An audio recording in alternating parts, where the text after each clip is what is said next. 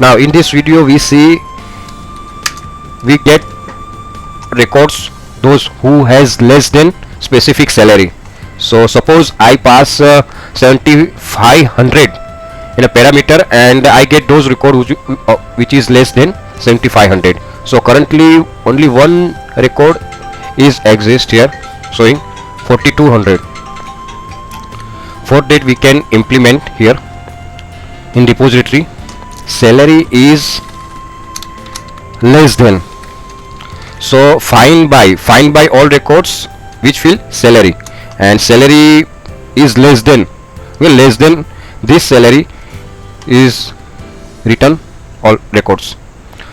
So first of all here we change find by less than. Now see, we restart the application and we can check it cross database. Currently we have, now see 50, now only one record available in our system.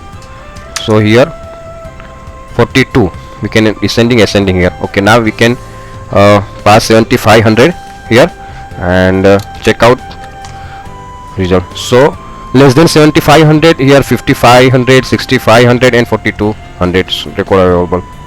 So we can write manually find by field name and less than. It's simple, no need to write manually query here. So JPA provide less coding is benefit. So that's it.